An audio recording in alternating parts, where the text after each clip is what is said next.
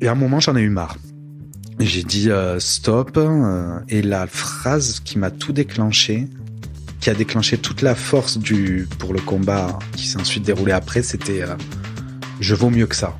Et je vaux mieux que de vivre ces temps d'attente pour le voir, que je le vois selon les conditions de sa maman.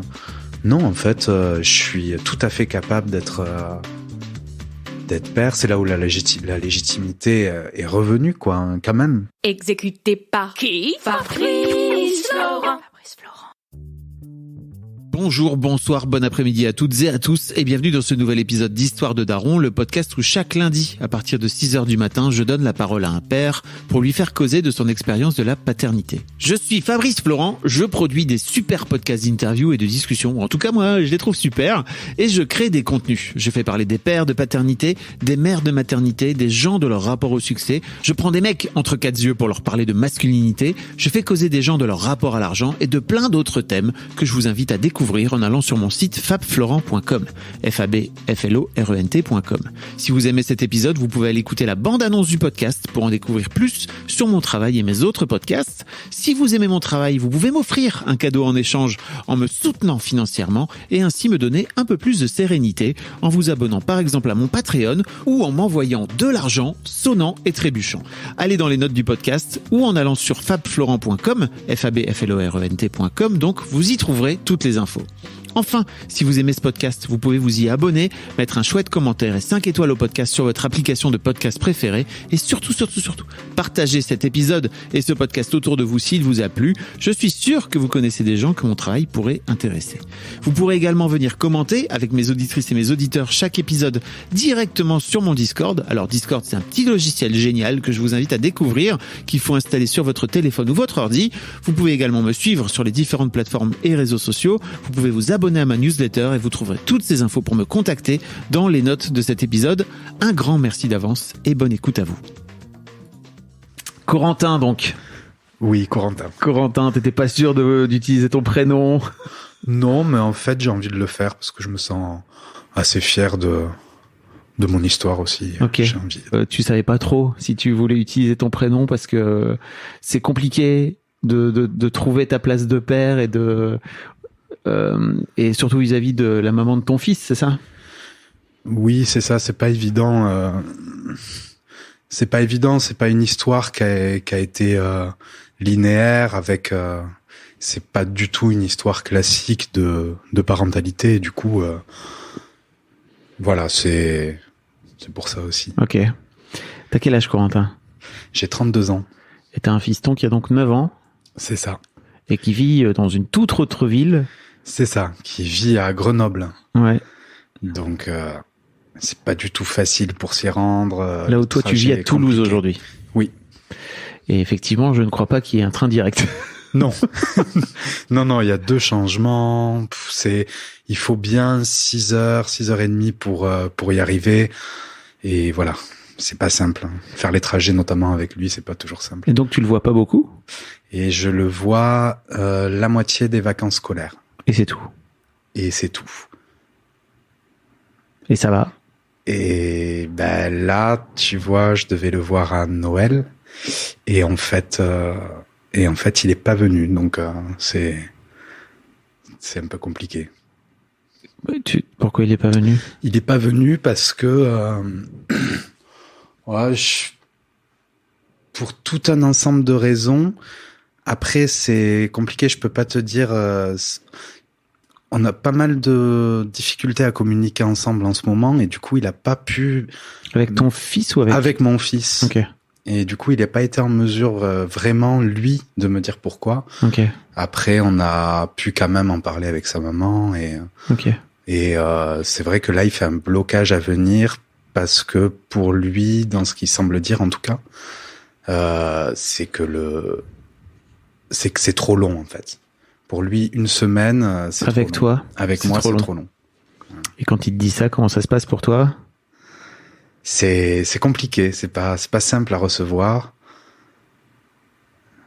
Il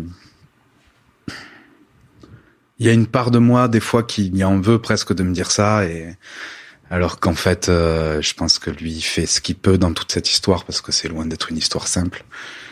Et du haut de ses 9 ans qu'il vient tout juste de faire, je pense qu'il comprend pas forcément tout, quoi. Ok. On va parler de ton histoire, Oui, de bien papa.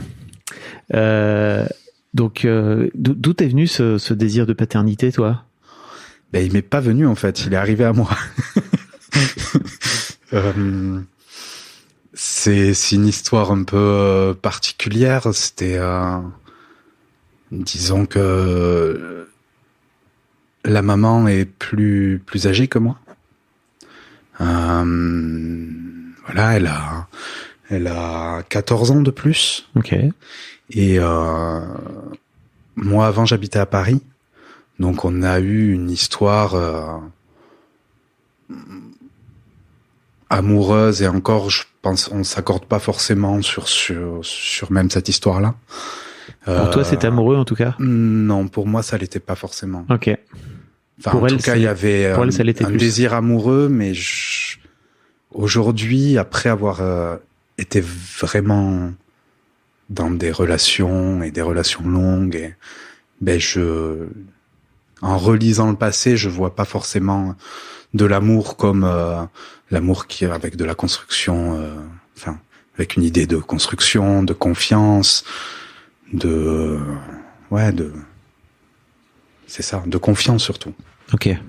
Et donc T'étais tout jeune? j'étais tout jeune, j'avais 22 23 quoi, et puis j'étais à Paris pour faire des études d'éducateur, et puis je rencontre donc sa maman lors d'une nuit blanche, voilà, avec un pote à moi, et puis on passe la nuit, et puis voilà, va naître une histoire assez passionnelle finalement. C'est en ça que je diffère un peu la passion de l'amour, quoi. Et ensuite, une histoire qui a eu des coupures, une histoire à distance aussi entre Grenoble et... Oui, donc quand même une histoire suivie, quoi. Donc, une histoire suivie, mais à distance, et suivie, mais... En réalité, même mon souvenir de toute cette histoire-là, elle est assez floue. Ok. C'est comme si un peu tout ce souvenir-là s'était effacé à partir du moment où j'ai appris que j'étais papa, quoi. Enfin, ça a tout secoué dedans, c'est ça? Ça a tout secoué, ouais. Ça a tout secoué. Ok. On peut faire des pauses, hein, t'inquiète. Ouais. C'est dur là pour toi d'en reparler là? Je te sens ému. Non. Mais après, je suis assez émotif comme personne. T'as le droit. Je suis assez sensible, alors. Mais oui, c'est émouvant quand même, parce que ça me rappelle aussi plein de choses. Enfin, j'ai l'impression que cette histoire-là, elle a été, ultra dense, quoi, pour l'instant, malgré le fait que j'ai finalement peu vu mon fils, mais la place, en tout cas, que ça a pris dans ma vie et dans ma tête a été assez considérable dès le début, quoi. Ok. En gros, t'as jamais voulu cet enfant. C'est-à-dire que de base, c'était pas un plan entre vous. Non, je l'ai jamais voulu, mais c'est vrai que, en plus, je me souviens très bien, j'étais éducateur, du coup, à ce moment-là. Enfin, j'étais même en formation, donc j'étais en stage. Et c'était à la Seine-Saint-Denis, avec un travail vraiment avec des enfants placés, assez compliqué, dur. Et donc j'étais au travail et je reçois du coup un appel de sa maman qui me dit qu'elle est enceinte, quoi. Et donc qu'elle attend. Et donc, voilà, Corentin, tu ne voulais pas d'enfant. Est-ce que tu te protégeais? Ben, c'est toute la question. C'est ça. J'en voulais pas, mais il s'avère qu'on ne s'est pas protégé. Donc maintenant, c'est différent. Maintenant, je me protège moi. Ouais. Je me contracepte moi. C'est toute une c'est moi qui suis en maîtrise de ça. Ouais. Mais à ce moment-là, en réalité, j'étais en maîtrise de pas grand-chose. Je vivais une histoire très forte au niveau de la passion, enfin, voilà. Ouais. Et T'avais 22, 23 ans, j'avais quoi. 22, 23 ans, et très sincèrement, je pense que j'étais assez inconséquent par rapport à ça. Mais voilà, au moment où effectivement je reçois cet appel, il n'y a pas de doute. Enfin, elle me dit qu'elle est enceinte et qu'elle va le garder. Et que moi, j'ai tout le temps nécessaire pour réfléchir. Et si je veux être le papa ou pas. Mais pour moi, dans ma tête, ça a pas... Il n'y a pas eu d'hésitation, quoi. Ça a été... oui, en fait. Enfin, et après, je suis retourné voir... je suis allé voir mes amis et puis je leur ai dit... ben oui, je vais être papa, en fait. Je vais être papa. Ah, ça y est, je vais être papa. T'as switché direct? Et j'ai switché direct. Et ça a été bien, mais après, disons que ça... Enfin, je pense que ça a été compliqué pour moi de maturer tout ça, en fait. Bah, t'as pas eu le temps. J'ai pas eu le temps. Et après, on était séparés à ce moment-là. Elle m'annonce ça. Je lui dis, viens à Paris. On en discute. Et puis, le soir où elle vient, on se remet ensemble. Pour finalement arrêter 8 mois plus tard, 1 mois avant le terme, quoi. C'est une histoire. Disons que c'est une histoire. Après, pour bâtir dessus, c'est très compliqué, quoi. Ok. Alors, je voudrais passer un message à tous les jeunes gars qui nous écoutent. Si vous voulez pas d'enfants, ou si vous n'avez pas pris le temps de maturer ce projet, protégez-vous. Mettez des capotes. Et j'en profite aussi pour parler de contraception masculine, qui est tout à fait possible. Ouais. Moi, je porte un anneau thermique. Et ça fait plusieurs mois. Le fameux anneau. Le fameux. Et je suis...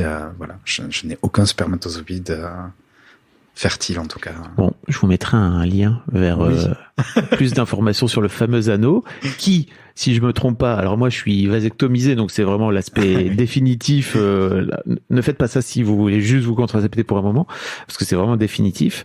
Mais l'anneau, si je me trompe pas, parce qu'on va faire un petit moment d'éducation sexuelle, remonte légèrement les testicules dans le corps, c'est ça? C'est ça. Et les fait chauffer de quelques degrés. Les testicules se retrouvent au niveau du pubis, elles sont remontées au niveau du pubis, et donc elles sont plus à une température précise pour produire la spermatogénèse, quoi. Et donc, il y a plus de production enfin, on continue à produire du sperme, mais il est plus, voilà. Vous garderez votre virilité. C'est très important parce qu'il y a beaucoup de mecs qui pensent que, oui. Et puis, c'est pas inconfortable.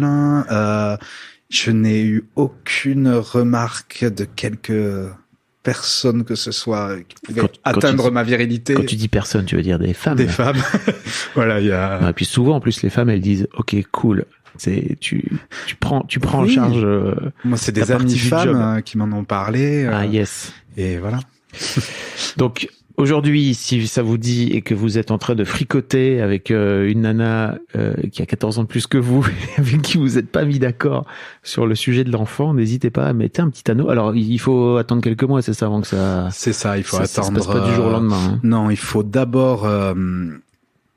faut faire un test. Faut faire un spermogramme. Là aussi, tout se passe très bien. Faut pas s'inquiéter. Oui, il faut juste se branler dans un petit gobelet, quoi. Exactement. C'est vraiment, c'est facile. Personne ne vous dérange. Ouais. Vous pouvez vous enfermer à clé. La déco est pas top, mais c'est pas grave. Oui. Et voilà, effectivement, 3 mois. Donc, on en fait un au début. Pendant 3 mois, on va porter l'anneau tout en continuant à mettre des préservatifs. Parce que vous ne serez pas contracepté à ce moment-là. Voilà, on aura l'assurance de l'être à partir du moment où on aura eu un résultat. 3 mois plus tard, on refait un spermogramme, on a un résultat qui nous indique que c'est bon, que c'est safe et qu'on peut... Voilà. Validé par Corentin. Ok, ceci dit, si je me trompe pas, il y a des soucis actuellement... à l'échelle européenne par rapport au brevet en particulier, parce que le truc est pas fondamentalement breveté au niveau européen, donc c'est effectivement un peu plus compliqué que ça. Vous pouvez quand même vous en procurer par internet. Tout à fait. Voilà. Ils sont pas appelés anothermiques, c'est tout. Voilà. Merci beaucoup pour ce petit passage éducation sexuelle. Avec que plaisir. J'imagine le Corentin de 22 ans aurait aimé entendre. Oui. Donc Corentin, tu découvres donc que ta chérie, avec qui tu n'es plus d'ailleurs, est enceinte. C'est ça. Elle te dit qu'elle est enceinte et qu'en fait elle veut garder cet enfant. Et toi tu switches en te disant ok bah j'imagine il y a un peu ce truc de après tout j'ai pas le choix donc il faut que j'embrasse un peu cette situation quoi. Ben, en fait je me voyais pas. Pour moi c'était assez inconcevable que cet enfant n'ait pas de papa en fait. Enfin, et que... Ouais. Et puis... Oui, voilà. C'est ça. C'était inconcevable, en fait. Mais par contre, c'est vrai que je pense qu'à ce moment-là, moi, j'avais très peu de soutien. Parce que mes amis, à 23 ans, personne n'avait d'enfant. Il n'était absolument pas question qu'ils en fassent. Il n'y avait pas de podcast. Il n'y avait pas de podcast. Ma famille, j'avais la honte de le dire tout de suite. Je l'ai pas forcément dit tout de suite. Enfin, la honte, c'est pas la honte, mais c'est quand même un sacré morceau à annoncer, quoi. Et, donc, je les ai prévenus juste quelques semaines après, peut-être 2 semaines, un truc comme ça. Et voilà, ils ont eu en plus chacun une réaction très différente. Ma mère c'était je vais être grand-mère, c'est génial. avant même de m'aider à être père finalement. Pour elle était grand-mère quoi. Donc voilà, la question du papa bon là-dedans, c'était pas oui. Et puis et ton père? Et mon père c'était en mode tu sais je te l'avais dit que c'était dangereux d'être avec une femme plus âgée que toi. Et mais bon, il a été là dès le début. Il a été super chouette. Hein. Il te l'avait vraiment dit? Il me l'avait vraiment dit. Mais tu sais, c'est comme les darons, parfois ils font de la mauvaise foi avec le recul, quoi. C'est vrai. Je te l'avais bien dit. Ben non, jamais. Non, je crois qu'il me l'avait dit, mais ça m'énervait quand je l'entendais à l'époque. Je voulais peut-être pas l'entendre. Je voulais pas l'entendre et puis je sais pas, j'avais pas envie d'avoir de conseils. Je pensais gérer très très bien finalement ma vie amoureuse, quoi. Reste à ta place, papa. Ouais. Je sais comment faire. C'est ça. En revanche, je porte pas de capote. Ouais, c'est ça. Le gros malin. Ok. Alors maintenant, quand je lui parle de l'anneau, il a des poils qui se hérissent, et alors par contre, il faut pas lui en parler, quoi. Ça, et ça vient attaquer justement sa virilité. C'est un vrai truc. Hein. C'est pourquoi vous croyez que ça existe pas plus que ça sur le marché? C'est parce que ça fait peur aux mecs. Ok. Et comment se passe pour toi parce que donc elle vit à Grenoble, toi tu vis à Paris, c'est ça? C'est ça. Comment se passe cette grossesse pour toi? Mes études à Paris, j'ai un petit appart en plus. Enfin, c'est pas. Bref, moi j'y vais beaucoup. J'y vais peut-être une fois toutes les 2 semaines, voire je me demande si à un moment j'ai pas enchaîné les semaines quand il est né vraiment. Déjà Déjà l'accouchement, enfin c'est particulier, c'est-à-dire moi j'étais à Paris et j'ai été prévenu par sa famille aux alentours de 6h30 du matin. Quand il était né? Quand il y avait déjà le travail pour elle qui avait commencé, quoi. Et donc ensuite j'ai sauté dans le premier train et voilà, et puis je suis arrivé à l'hôpital et lui était né depuis je dirais 2 heures. Voilà. Comment tu vis ça, toi qui t'étais dit OK, bah finalement j'ai envie de devenir papa. Enfin, c'est quand même bizarre comme rentrer dans la paternité, quoi. Et je te parle même pas du process d'accouchement qui, tu vois, si t'écoutes un peu le podcast, tu t'entends très bien qu'il y a des darons qui ont vraiment du mal à rentrer dans la paternité jusqu'au moment où ils finissent par découvrir leur enfant. Toi, c'est encore un autre niveau, quoi. Ah bah oui. Il y a un sentiment un peu d'étrangeté au début, mais finalement, Ça a été des belles, des très beaux moments parce que, ben, déjà sa mère a eu quand même le truc assez chouette de me le laisser pendant un long moment. Et donc, on a eu un long moment de peau contre peau. Mais assez chouette. Et ça, c'était magnifique. C'est quoi. pas assez chouette. Non, c'est magnifique. Non, mais c'est pas assez chouette de sa part, c'est normal. Ouais, j'ai un peu trop tendance à Pardon, hein, je te fais juste un retour extérieur vrai, qui en est. fait. C'est vrai, t'as raison, c'est complètement normal. C'est toi le papa de cet enfant, quoi. Ouais. Mais j'ai encore du mal à trouver ma légitimité. Hein. C'est presque un peu comme le syndrome de l'imposteur, presque. Il y a un truc comme ça. Par contre, ce qui était pas normal, c'est que je me suis retrouvé solo, quoi. C'est-à-dire, je suis venu solo. Moi, mes parents n'étaient pas là à ce moment-là. Et j'étais tout seul, quoi. Donc. Et vous étiez séparés en plus entre-temps. Et on était séparés. Sauf qu'elle voulait pas la présence de mes parents. Et moi, j'ai accepté. Compliqué. Tu t'en veux aujourd'hui ? Ouais, je m'en veux. Je m'en veux de pas avoir posé mes limites et mes règles, mes limites dès le début, en fait. Je m'en veux d'avoir accepté l'inacceptable beaucoup de fois et d'avoir et du coup de m'avoir que ça ait grignoté finalement toute la place que je voulais prendre, quoi.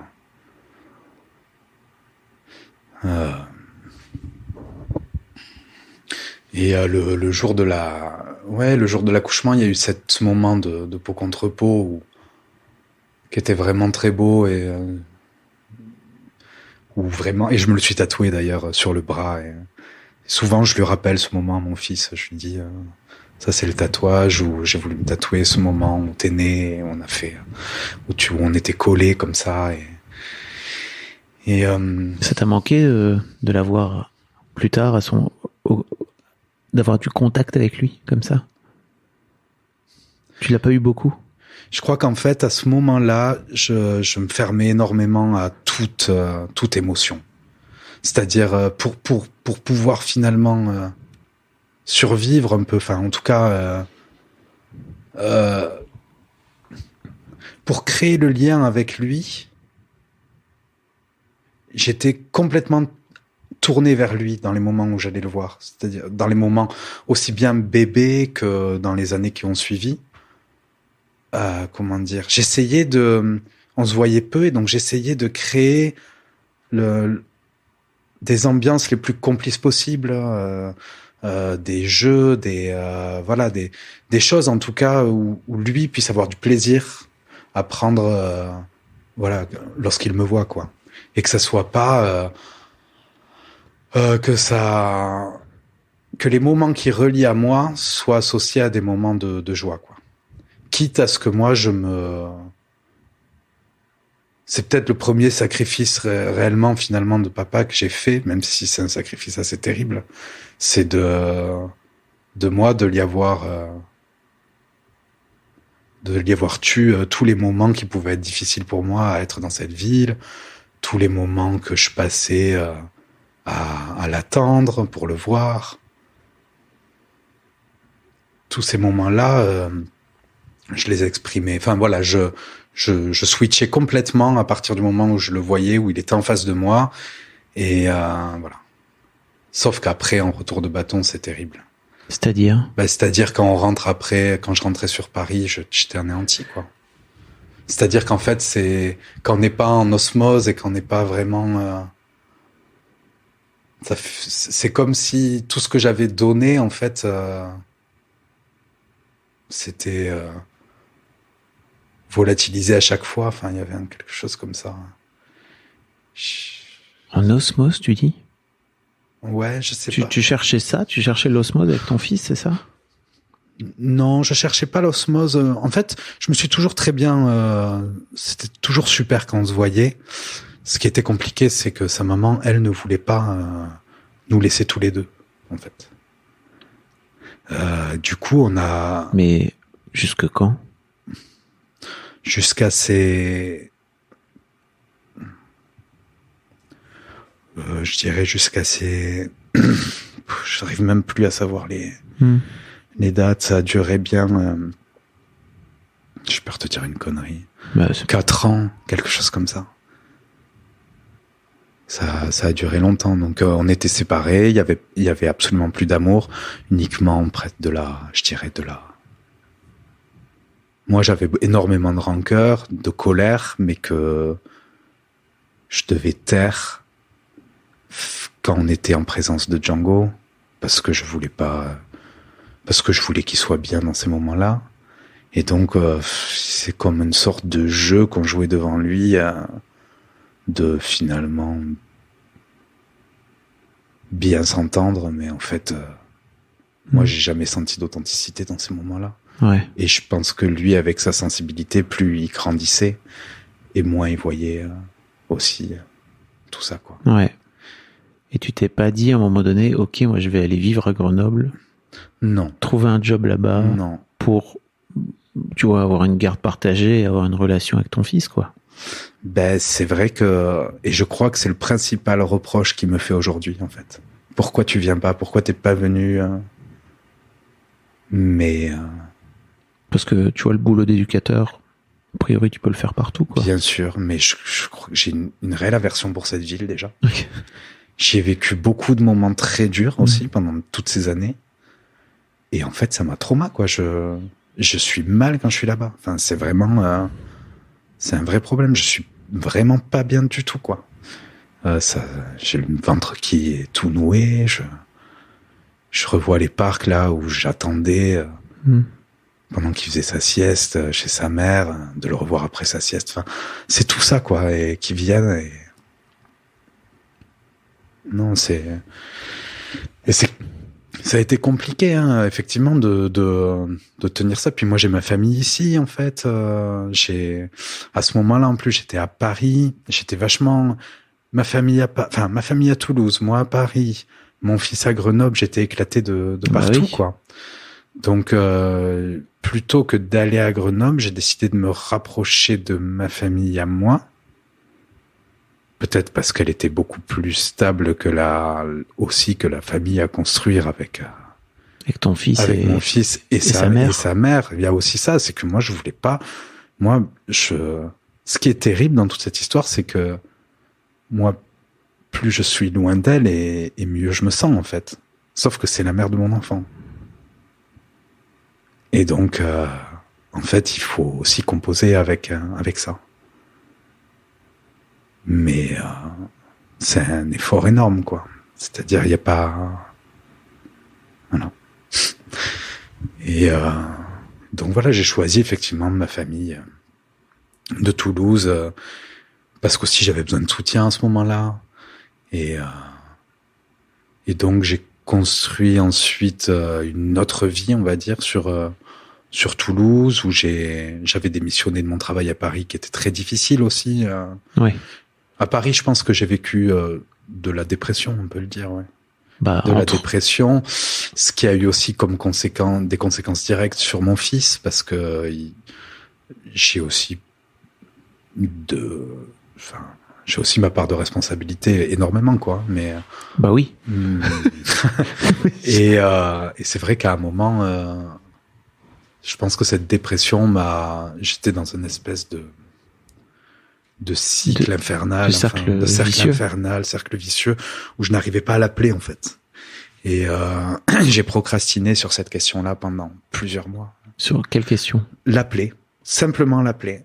Je n'y arrivais pas, en fait. Tu l'as pas eu au téléphone pendant des mois, c'est ça? C'est ça. Et tous les jours, je me disais, mais plusieurs fois par jour, je me disais, non mais il faut que tu l'appelles. Bon, demain tu l'appelles, hein. Et le lendemain, j'y arrivais pas.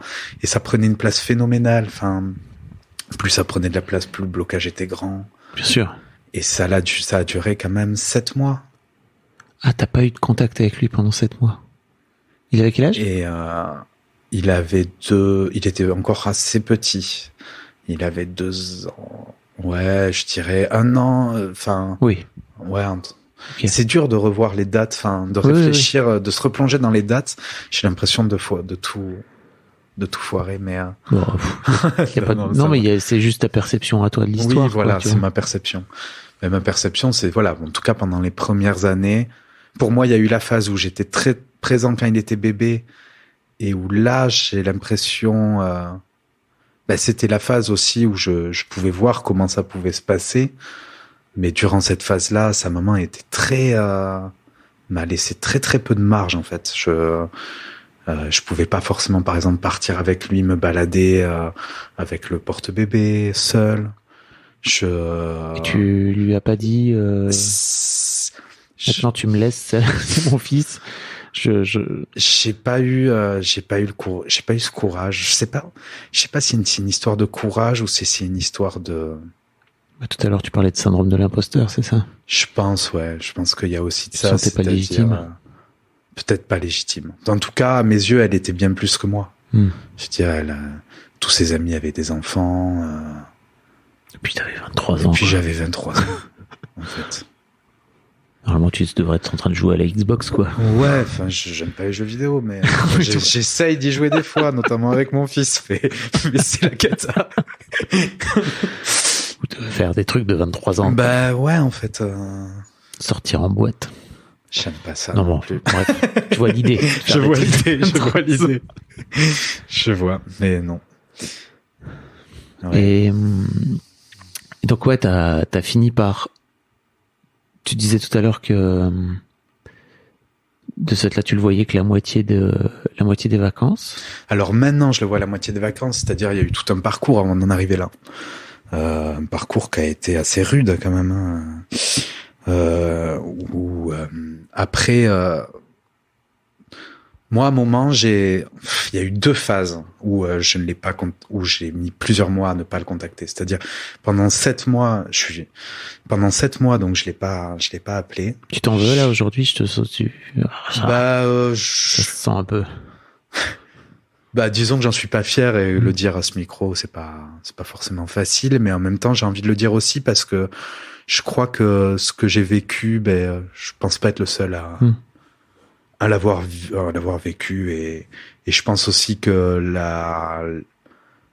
quand on est en dépression et qu'on n'en a pas conscience et qu'elle est pas traitée, c'est voilà, enfin ça peut aussi avoir comme conséquence d'être démissionnaire, quoi.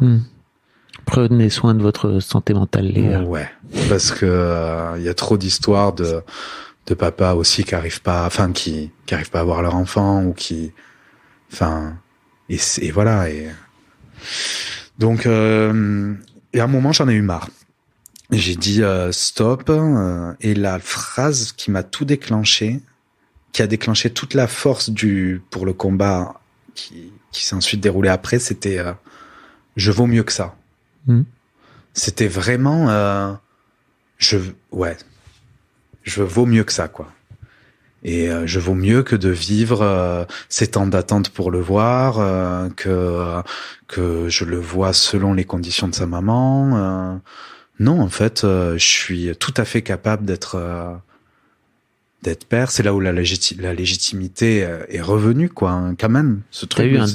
T'as eu un déclic qui t'a fait dire je vaux mieux que ça? Il s'est passé un truc. Le déclic, c'est que je suis allé dans le fond et puis au fond du trou, quoi. Et puis après, en fait, pourquoi m'infliger d'être aussi mal, quoi. Et puis à ce moment-là, j'avais aussi rencontré quelqu'un qui m'a encouragé.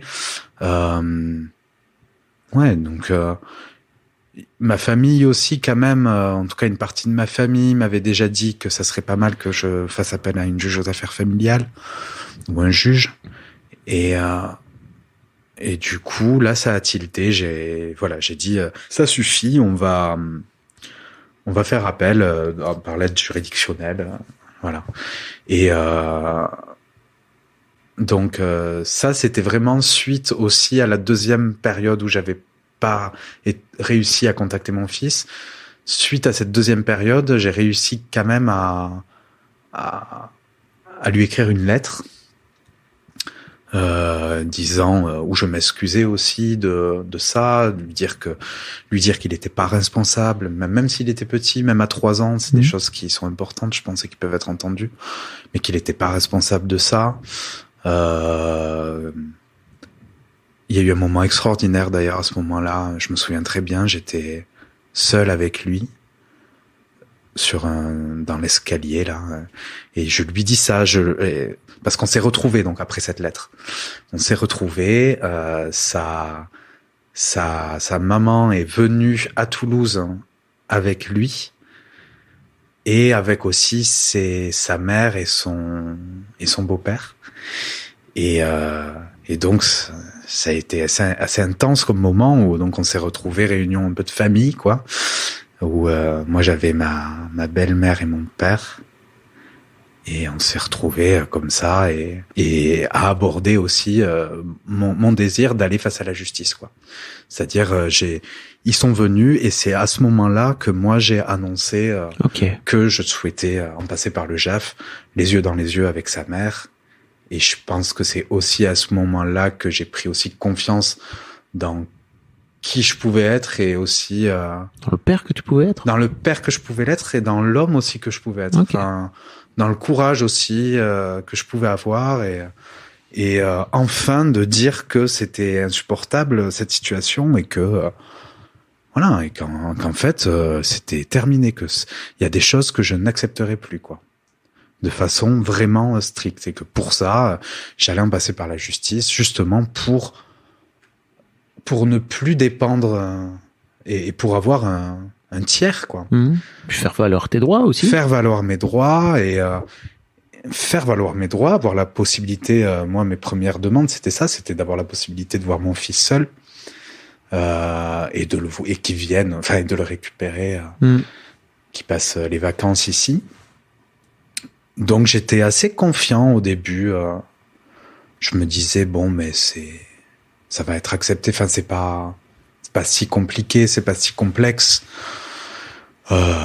Et en fait, ça a été bien plus compliqué que prévu. Mais je reviens juste sur le fait d'avoir vu mon fils à 3 ans là. Voilà. Oui. Donc après plusieurs mois d'absence, pour la première fois, il vient dans ma famille. Enfin, donc important quoi. Il voit mes parents, mais il voit aussi mes grands-parents. On se retrouve chez mes grands-parents. Et c'est la première fois qu'il voit tout ce petit monde. C'est la première. En tout cas, c'est la première fois qu'il prend réellement conscience que c'est sa famille, quoi. Parce que mon père et ma mère étaient déjà venus à Grenoble, mais il était beaucoup plus petit. Mais là, c'est voilà. Et donc je lui dis de visu, je lui dis, écoute, je suis vraiment désolé de tout ça et je t'aime quoi. Et il me regarde avec des grands yeux comme ça, un moment, et il me dit papa, c'est pas grave. Ça m'a vraiment perturbé ce truc-là parce que je sais pas si il a voulu à ce moment-là me rassurer, parce que c'est aussi sa personnalité et qu'il aime pas voir les gens mal, ou alors si réellement pour moi, il a voulu, je pense, alléger les choses, c'est-à-dire, voilà. Ouais. Mais en tout cas, quelle force de dire ça à 3 ans, j'ai halluciné, quoi. Donc cette bataille juridique, tu disais que ça a été long. Ça a pris beaucoup de temps, ça a été très long parce que après c'était argument contre argument. Je pense que sa maman a eu assez peur aussi parce que je pense qu'elle a eu très peur au moment où dans les premières années, dans la première année, de me voir avec lui, parce qu'elle craignait énormément pour sa sécurité, voilà, sécurité physique, à lui. Et mais parce que tu t'es montré violent, pas du tout, non, absolument pas. C'est, je pense que elle m'a trouvé inconséquent sur certaines situations. Qui présentait pour elle un danger et voir, enfin en tout cas de ses yeux, de voir que je répondais pas au danger qui pour elle était évident pour son enfant, ça a fait qu'elle a montré les dents directes quoi, et qu'il y a eu un truc insupportable à me le laisser tout seul quoi. Et après au niveau concret de ce qui s'est passé, il y a eu tu sais, c'est un parking par exemple enneigé, lui était derrière une voiture Et la voiture a reculé, elle m'a pas vu me précipiter vers mon fils, par exemple, alors que c'est moi qui étais le plus proche. Des choses comme ça. Mais moi, enfin voilà, après, moi je le voyais aussi tous les 2 mois, je le voyais grandir à une vitesse. Il y avait pas de communication réellement sur et j'avais aucune bille finalement. Donc voilà, donc il y a eu un gros dossier là, quand même réussi à avoir beaucoup de témoignages d'amis, de trucs, de gens que j'avais croisés une fois qui donnaient un avis sur quel père je pouvais être, ce qui était assez insupportable. Voilà, ça a été assez moche, quoi. Et tu disais dans ton mail que tu voulais faire en sorte de donner un autre son de cloche que, tu sais, les mascus qui réclament les droits de vote, vrai. etc. C'est vrai. Ouais. Et je me dis que c'est peut-être le moment d'en parler parce que. Oui, j'aimerais en parler parce que déjà, je pense pas que ça soit juste le fait de dire que les pères ont moins de droits de manière générale que les mamans. Il a même été prouvé. Oui, des statistiques, qui disent l'inverse. Que, en fait, le problème, entre guillemets, enfin, la vraie question, c'est que les pères ne demandent pas le droit de garde. Et voilà. Et donc, forcément, ils l'ont moins. Et voilà. Ouais. Et après, il y a 2-3 gueulards qui s'attachent sur une grue, qui en plus, je crois, ce mec avait un passé violent en plus. Je me souviens. Enfin bon, bref. Oui. Voilà. Mais la minorité brune, pardon. Parce que dans mon cas, pour moi, c'est le problème. Il vient plus d'un problème d'infrastructure et de réponse à des situations comme les nôtres, mais au niveau politique et systémique, quoi, que réellement on m'empêche de voir mon enfant. Non, c'est suite à ces. Donc moi j'ai pris une avocate qui était à Grenoble, hein, parce que au niveau de l'aide juridictionnelle à ce moment-là c'était faisable que comme ça. Et super avocate d'ailleurs, si elle écoute ce podcast, peut-être qu'elle reconnaîtra l'histoire et je la remercie encore parce qu'elle était vraiment vraiment super. Elle m'a beaucoup soutenu et elle a beaucoup bossé pour tout ça. Et donc on se rencontre, finalement il y a un jugement qui est posé et ce jugement dit que au vu des suspicions de danger qu'en gros que je pourrais représenter pour mon enfant, on préconise des rendez-vous médiatisés, des rendez-vous à hauteur de 1 heure toutes les 2 semaines. C'est là où je parle vraiment de réponse mais politique, c'est-à-dire enfin, c'est la cata, quoi. 1 heure toutes les 2 semaines dans une salle, observée par quelqu'un avec mon fils, quoi. Sachant que mon fils et moi, on s'entendait déjà très bien, on s'était vu déjà pas mal de fois. Enfin bon. En même temps, je pense que la juge a voulu aussi se protéger parce que, enfin, admettons qu'il y avait des risques de danger, je pense qu'elle a pris une décision aussi qui, dans l'intérêt de l'enfant. Voilà. Bien sûr. Donc déjà, ça, voilà, j'ai même pas forcément envie de critiquer cette décision. Ce que je critique, c'est que par contre, l'endroit de médiation dans laquelle, où on devait aller, il y a eu une place qui s'est libérée, mais au bout de 9 mois. Donc moi, pendant 9 mois, j'ai de nouveau pas vu mon fils. Et voilà.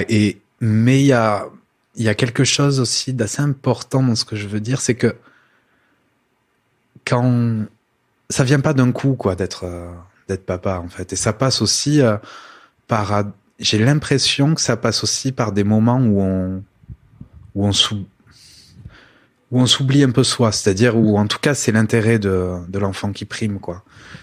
Et là, en fait, moi, c'est une fois que les rendez-vous ont démarré, quoi. Cette phase-là a duré quand même 4 mois. Donc on s'est vu 8 fois en tout. Et moi, ils m'ont fait du bien, quoi. Étrangement, je me disais pas, non mais là, tu dois faire 7 heures de bagnole pour voir ton fils 1 heure, c'est vraiment dégueulasse. Non, en fait, même les trajets, j'étais heureux d'y aller, j'étais heureux de le voir toutes les 2 semaines. Ça veut dire qu'il y avait une régularité. Ça veut dire qu'on pouvait construire petit à petit, qu'on avait du temps. Et même aussi au niveau même des temps de trajet, de ce sacrifice aussi que ça impliquait, ben, moi, ça m'a aidé à prendre mes responsabilités de papa, quoi. En tout cas, voilà, ouais, à m'effacer, pas forcément pour lui, mais pour nous deux, en tout cas, pour notre rencontre à nous, quoi. Pour votre relation. Prêt, voilà, là, à ce moment, j'avais une énergie incroyable à ce moment-là, parce que c'est trop beau, en fait. C'est trop beau, ces rendez-vous, ils étaient beaux, parce que je voyais comment ça évoluait, je voyais que, bon, déjà, la personne censée nous surveiller avait compris et donc avait fermé la porte et nous laissait vraiment tranquilles et revenait qu'à la fin de l'heure, quoi. Au début, on était très excités, on savait pas vraiment quoi faire, on bougeait partout, on faisait 10 000 jeux possibles, avec peu de moments finalement où on se posait, où on parlait, quoi. Et je pense qu'on était autant stressés l'un que l'autre. Et puis, petit à petit, après on s'est posé, on a fait un peu de coloriage, ça a un peu bougé, puis on s'est posé des questions. C'est quoi ta couleur préférée? C'est quoi? Des questions toutes bêtes, mais qu'on ne savait pas, en fait. On ne se connaissait pas. On se connaissait dans un truc très particulier, et lui me connaissait avec dans cette histoire à trois avec sa maman, mais finalement qui avait peu de sens pour moi. Donc pour la première fois aussi, je pense moi pour la première fois j'étais dans une place qui avait du sens, quoi. Ouais. Voilà. Qui avait du sens parce que je pouvais exprimer qui j'étais face à lui, je pouvais être la personne que je souhaitais être, et en plus je trouvais que j'assurais, quoi. Voilà. Et ça a duré que 4 mois. Alors ça a duré 4 mois, et ensuite tout ça était progressif. Ça s'enchaînait ensuite sur un endroit qui s'appelait Poil de Carotte, qui est un super lieu aussi. Voilà, j'en profite pour le dire parce qu'il y a des super éduques là-bas et ils font un très bon travail, mais qui est donc un lieu du social, quoi. Plutôt à destination normalement de situations beaucoup plus difficiles, quoi. C'est plus des enfants placés ou par le juge aux enfants plutôt que sous le JAF, quoi. Et du coup c'était particulier. Là, on se voyait un week-end. Au début, que le dimanche, okay. Un dimanche par mois. Ensuite, ça a été l'occasion de se voir un week-end par mois. Et toujours dans ce même lieu, donc à la campagne. Là, on avait notre petit studio avec notre clé, nos feux de cheminée. On traversait les saisons finalement dans cet endroit-là. Moi, je faisais des petits films. Là, finalement, on a passé des très très bons moments, quoi. Et lui en reparle même aujourd'hui. Il me dit c'était bien Poil de Carotte et tout ça. Il avait quel âge? 5-6 ans, là, c'est ça? Ouais, c'est un peu plus quand même, hein. Okay. Parce qu'il y a eu quand même ces histoires d'attente, de délai, de machin. Je pense qu'il était déjà aux alentours de 6 ans, quoi. Okay. Ouais. Qu'est-ce qui fait que ça s'est arrêté? Alors ça s'est arrêté parce que on devait le faire. Enfin, le juge avait dit que ça durait un certain nombre de temps, c'est-à-dire 8 mois en tout. Voilà, 4 mois que le dimanche, 4 mois tout le week-end. Et donc à l'issue de tout ça, il y a eu de nouveau un jugement. Et là, ça a été un autre juge. Enfin, c'était un juge. Bon, que ce soit un juge ou une juge, je suis pas sûr non plus que ça ait une quelconque importance. Enfin, j'ai vraiment pas envie de ramener toutes ces histoires à une histoire de genre, en fait, ou d'essentialiser le genre, vraiment pas. Et où moi, je redemandais du coup à l'avoir la moitié des vacances scolaires. Et donc là, ça a été accordé finalement assez facilement, quoi. La moitié des vacances scolaires. Il a eu mon nom aussi, parce que il a eu aussi mon nom de famille. Jusque-là, il l'avait pas. Jusque-là, il l'avait pas. Jusque-là, voilà. Maintenant, il a les deux noms. Donc ça, c'est super. Ok. Donc, vous avez passé des vacances ensemble entre temps? Donc, entre-temps, bien sûr, entre aujourd'hui et puis Poil de Carotte, oui, on a vécu pas mal de vacances ensemble. On a vécu quand même 2 semaines en juillet, 2 semaines en août. Avant ça, on a vécu sur les vacances de printemps, les vacances d'hiver. Oui, quand même. Il y a eu, voilà, ça fait, on va dire, je dirais 1 an et demi, quelque chose comme ça, que c'est vraiment... que c'est en place, enfin, on peut jamais dire, enfin. Bah oui. En fait, c'est aussi une leçon assez, enfin, une super leçon en même temps. C'est qu'on pense que les choses maintenant, moi dans ma tête, c'était ça, c'est-à-dire, ça y est, on est dans la boucle, ça va toujours bien se passer. Finalement, tout ça, on se l'est gagné, et puis maintenant, ça ne peut que bien se passer. Ça ne peut finalement qu'être évolutif de façon super positive. Et en fait, non, parce que c'est un enfant, en fait. Donc, il y a des moments où il va vivre des choses, même en dehors de votre relation. Et puis dans notre relation, enfin voilà, que c'est une relation, en fait, c'est toujours plus compliqué que simplement, ça y est, j'ai obtenu finalement ce que je voulais avec le juge. Avec le juge, et puis... ça ne peut que bien se passer.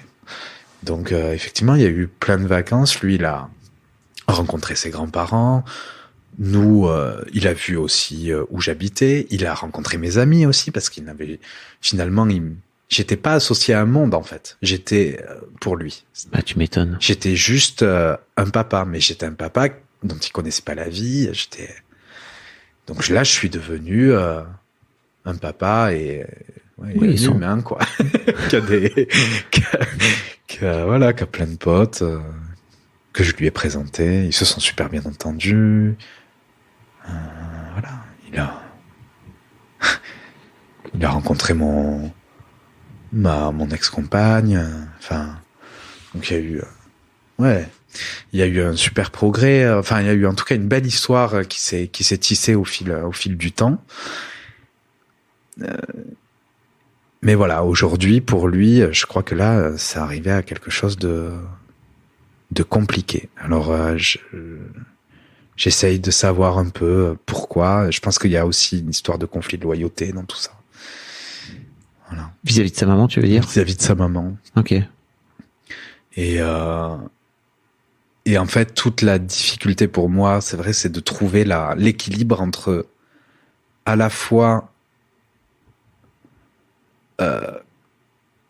continuer à être dans le lien, mais à la fois prendre un peu de recul pour m'en protéger un peu aussi de tout ça. Enfin, je sais pas si... Ouais, je vois bien. C'est-à-dire que j'ai l'impression que, en fait, c'est une situation où plus je me bats pour avoir mon fils, et moins je risque de le voir, en fait.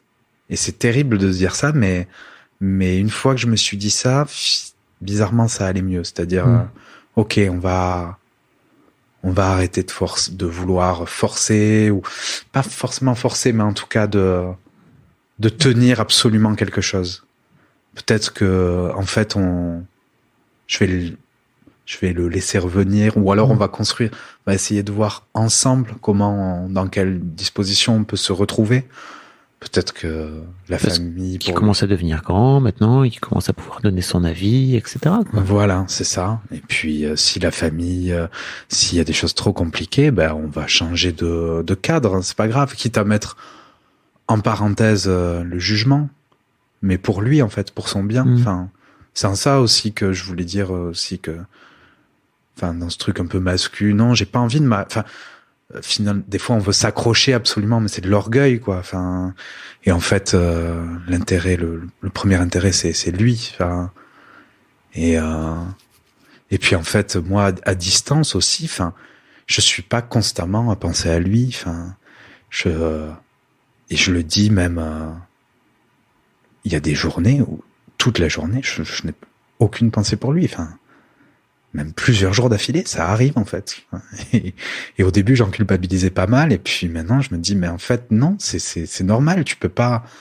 Est-ce que je peux réellement donner plus, en fait? Donc, est-ce que tu peux réellement donner plus? T'as l'impression aujourd'hui que non? Ben, en C'est tout une cas, question- dans c'est la une lutte, question en l'air, hein, si tu je vois, donne plus, ça serait dans la lutte, quoi. Ça Oui. serait dans. Donc, je pense que toute la question, c'est donner autrement, quoi. Donner sans vouloir, sans revendiquer. Je sais pas. Mm. Et puis la vie est longue. Et la vie est longue. Et en fait, et puis pendant un moment, je me disais, il est loin. Enfin, finalement, une semaine sans sa mère, ça va et tout ça. Sauf qu'en fait, je pense qu'en vrai, si c'est dur, enfin, quand il dit que c'est dur pour lui, c'est dur pour lui. Donc, il faut aussi l'entendre. Et voilà, c'est. Merci pour ça.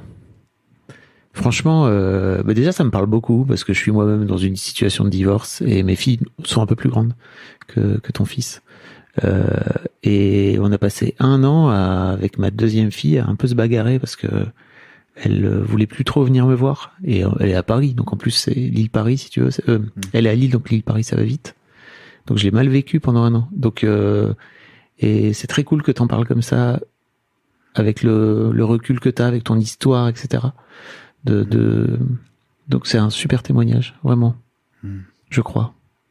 Si ça me parle à moi, je crois que ça va parler à plein de darons divorcés qui sont dans des situations qui sont pas toujours très très évidentes, quoi. Donc ouais. Puis des fois, il y a un idéal, c'est-à-dire moi j'avais un idéal de ce que pouvait être un papa, de tout ça. Et en fait, des fois, on sait pas trop ce qu'on ressent parce qu'on est complètement, on est un peu envahi par cet idéal, quoi. Et donc, en fait, c'est des fois, je trouve ça intéressant de vraiment de se retrouver en soi et de se dire, ok, ben, qu'est-ce que je peux donner et qu'est-ce que je ne peux pas donner, quoi. Plutôt que de vouloir donner absolument quand on n'est pas en mesure de le faire. C'est compliqué, hein, je pense que j'ai fait plein d'erreurs enfin voilà, mais en tout cas, j'ai cette réflexion aujourd'hui parce que justement, je crois que ça m'a mis un vrai uppercut le fait qu'il n'ait pas voulu venir avec moi à Noël, là. À Noël, en fait, ça, mais dans le bon sens, quoi. Dans le bon sens. Tu m'as écrit cet été. Ouais. Enfin l'été dernier, donc. Qu'est-ce qui s'était passé il s'était passé un truc en particulier pour que tu m'écrives ou? Non, c'est une amie qui m'a qui m'a recommandé ton podcast et je me suis dit mais ouais, en fait j'ai envie de déposer cette histoire parce qu'elle peut servir et puis aussi parce que c'est ce que je te disais avant qu'on commence l'enregistrement, parce que je me dis que si lui a envie de l'écouter, il peut aussi le faire, quoi. Tu vas lui envoyer ou alors je sais pas. Ok. Je sais pas encore. J'ai une question finale pour toi, alors tu sais. D'accord. Si ton fiston écoute ce podcast dans 10 ans. Waouh. Qu'est-ce que tu as envie de lui dire là aujourd'hui? Il sera grand, hein. Il aura 19 piges. Déjà, j'ai envie de lui dire que je l'aime et que je l'ai aimé dès son premier jour. J'ai envie de lui dire que ça n'a pas été facile pour moi, mais que je me suis toujours, enfin en tout cas que j'ai,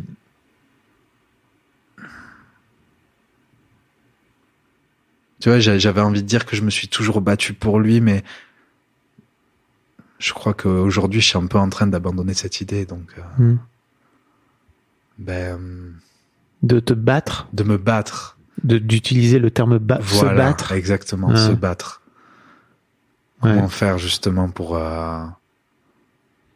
C'est dur parce qu'en tant que mec, on a été élevé, on a été éduqué à se battre. Et ouais, mais à la bagarre. Mais pourquoi en fait? Enfin, sachant que surtout si après on laisse que descendre, quoi. Donc.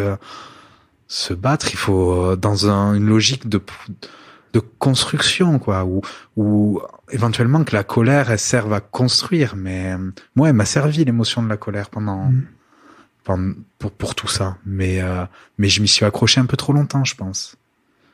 Enfin, en tout cas, pas à la rancœur, mais oui, à ce truc de obtenir justice. Et une fois que c'est fait, en fait, c'est là le plus compliqué. C'est pas tant le combat qu'on va mener pour avoir ce qu'on veut. C'est une fois qu'on a ce qu'on veut, mais qu'est-ce qu'on fait, quoi? Qu'est-ce qu'on en fait? Et moi, je suis encore finalement là. Je suis à peine là, en fait. Et c'est vrai que les moments où, quand il vient en vacances et tout, bah, il y a plein de moments où je suis encore démuni, où je demande de l'aide à mon père, enfin, parce que ma mère est décédée. Mais voilà, et que ça part un peu dans tous les sens. Ah non, non, pas du tout. D'accord. Non, c'est très clair. Donc, qu'est-ce que je voudrais lui dire quand il aura 19 ans?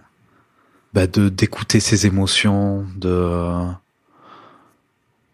s'ouvrir aux autres aussi, des choses que j'aurais bien aimé finalement, comme ils disent quand j'avais cet âge et que j'ai pas forcément entendu, mais que le collectif par exemple est toujours plus fort, qu'on arrive à très peu de choses tout seul, chose que j'ai longtemps cru, et j'ai envie c'est ça, j'ai presque envie de lui donner des conseils, des conseils de daron, quoi. Et ouais. T'as envie de faire un petit deuxième, là? Tu t'as glissé que t'as une ex-compagne, c'est ça? Oui, mais du coup, une ex-compagne. Ouais. Mais non, je sais pas. J'ai envie déjà d'avoir, on va dire, un équilibre dans ma vie solo déjà. Voilà. Déjà. Ah bah, très bien. Tu vois. Des fois j'ai envie, des fois j'ai pas envie en fait. Ça dépend vraiment de mon humeur. Alors quand ça dépend de l'humeur, c'est que c'est pas le moment. C'est pas la meilleure façon de décider. Je suis assez d'accord. Merci beaucoup, Corentin. Franchement, c'était très précieux. Vraiment. Oh, merci. Vraiment. Merci de m'avoir envoyé ce mail. C'est trop bien. Avec plaisir. Putain, je suis content de... Merci Morgane, ma pote Morgane. Je suis content d'avoir refouillé dans mes mails hier, hein, ou avant-hier. Trop top. Un grand merci à vous d'avoir écouté jusqu'au bout. Pensez à rejoindre le serveur Discord pour venir commenter avec le reste de ma commu. Je vous trouverai tous les liens dans les notes de cet épisode. Et si mon travail vous plaît, je vous rappelle que vous pouvez m'offrir en échange un peu de sérénité en vous abonnant à mon Patreon ou en m'envoyant de l'argent en vous munissant de votre CB. Vous trouverez tous les liens dans les notes de cet épisode également. Bonne fin de journée et j'espère à très bientôt pour un nouvel épisode de podcast.